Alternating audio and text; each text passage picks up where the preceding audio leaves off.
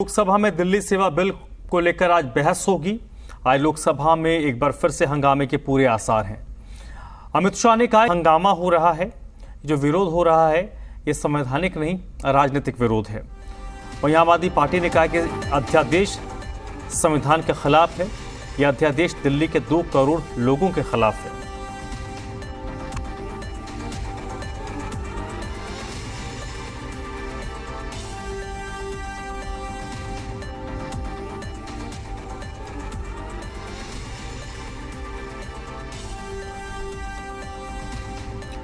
और इस वक्त मनीष शुक्ला मेरे साथ जुड़ रहे हैं दिल्ली से, इसी पर ज्यादा जानकारी के साथ।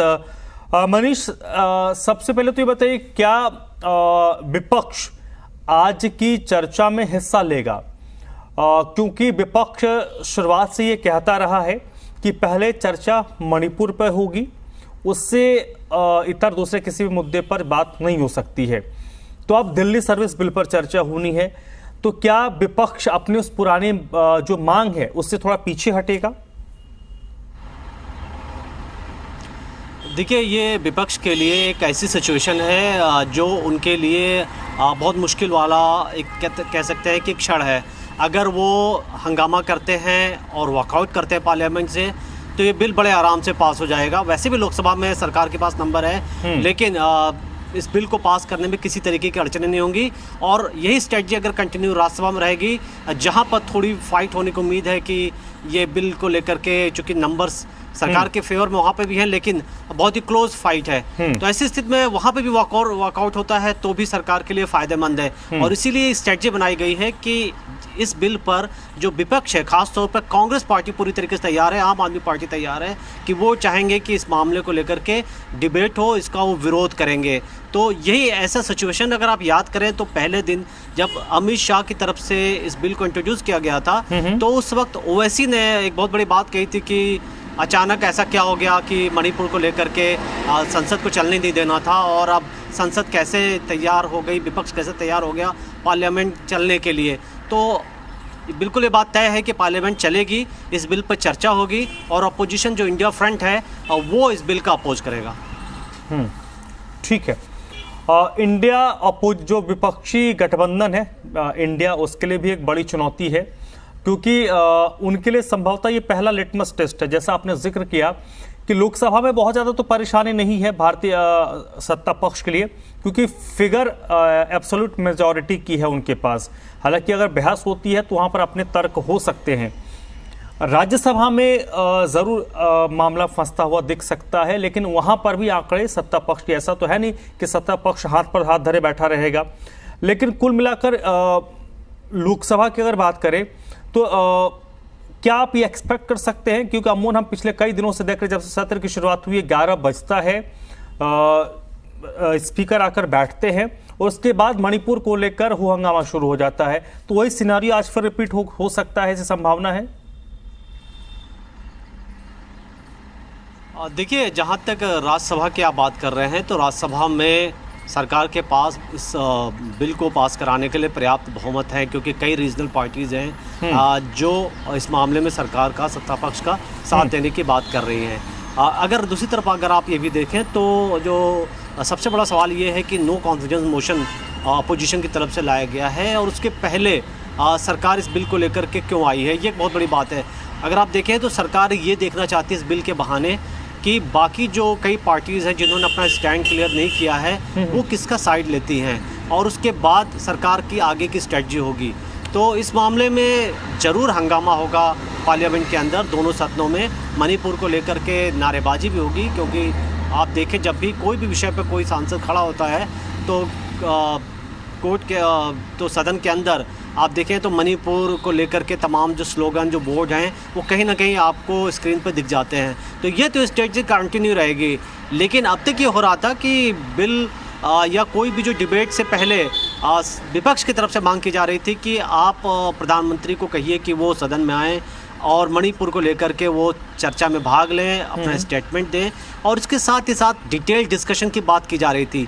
लेकिन यहाँ चूँकि इस बिल का बहुत ही एक इम्पॉर्टेंस है, और जो इंडिया फ्रंट को ये लग रहा है ख़ास तौर पर कि आम आदमी पार्टी से एक वादा किया गया है कि सारा विपक्ष इस मामले में एक साथ रहेगा, आम आदमी पार्टी का साथ देगा, क्योंकि ये फ्यूचर की बात है, 2024 इलेक्शन की बात है। तो इसलिए ये जिद छोड़ करके अब ये स्ट्रेटजी बनाई गई अपोजिशन पार्टीज़ का कि वो शामिल होंगे डिबेट में, पुरजोर विरोध करेंगे। एटलीस्ट वो इस तरीके की डिबेट करेंगे कि पूरा देश देखे और कहीं ना कहीं मैसेज देने की कोशिश करेंगे कि ये फेडरल स्ट्रक्चर या चुनी हुई सरकार पर केंद्र सरकार का ये हमला है।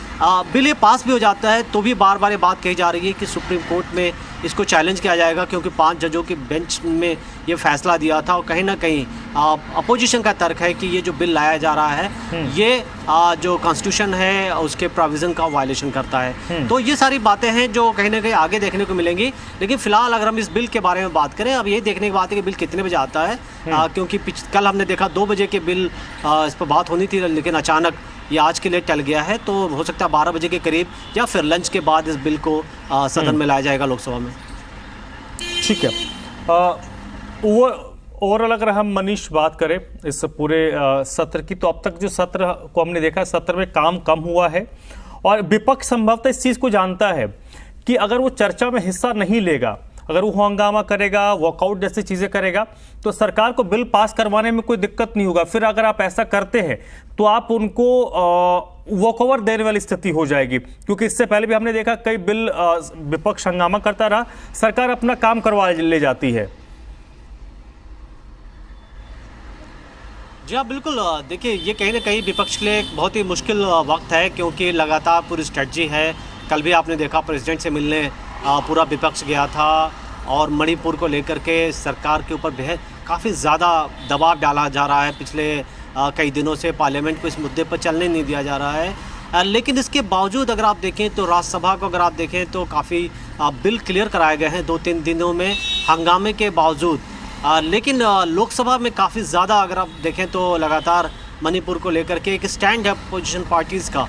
लेकिन विपक्ष भी अपनी स्ट्रेटजी बनाते हैं, उनके जो लीडर्स हैं वो मिलते हैं और कहीं ना कहीं आम आदमी पार्टी का एक बहुत बड़ा आप ये कह सकते हैं कि उन्होंने अपने अपोजिशन पार्टीज़ में एक स्ट्रेटजी बनाई होगी, कहा होगा, मैसेज दिया होगा कि अगर मणिपुर को लेकर के हम इस तरह कंटिन्यू रखेंगे, पार्लियामेंट में हंगामा करेंगे या सभी मिलकर के पार्लियामेंट से वॉकआउट करते हैं, तो सरकार के पास बहुत इजी होगा, कोई बिना शोर शराबे के ये बिल पास हो जाएगा और अपोजिशन के लीडर्स को मौका नहीं मिलेगा कि वो इस बिल के विरोध में जो बातें कहना चाहते हैं। क्योंकि देखिए, ये एक मैसेज भी है, ये जानते हुए कि अपोजिशन पार्टी के पास नंबर कम है, वो बिल को विरोध करेंगे लेकिन बिल रुकेगा नहीं। लेकिन इसके बावजूद भी अपोजिशन की खास तौर पर जो कांग्रेस है या आम आदमी पार्टी है, वो इस के ऊपर एक डिबेट क्रिएट करना चाहते हैं, जिससे लोगों को ये समझाया जा सके कि किस तरीके से विक्टिम एक तरीके से आप कह सकते हैं कि आम आदमी पार्टी या केजरीवाल सरकार हो रही है।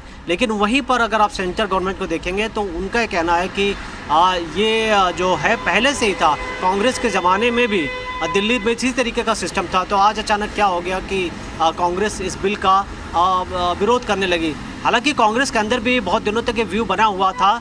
आपने पिछले बार भी देखा कि कई कांग्रेस के लीडर्स थे जो ये चाहते थे कि ये बिल पर विरोध न किया जाए, बिल ठीक है। लेकिन बाद में एक स्ट्रेटजी बनाई गई कि नहीं, चूंकि सभी मोदी सरकार के खिलाफ चुनाव लड़ना है, सबको मिल करके एक अपोजिशन स्ट्रांग बनाना है, इसलिए स्ट्रेटजी बनाई गई कि नहीं, हमें केजरीवाल सरकार का साथ देना है और इस बिल का विरोध करना है। बहुत बहुत शुक्रिया आपका मनीष इस पूरी जानकारी के लिए।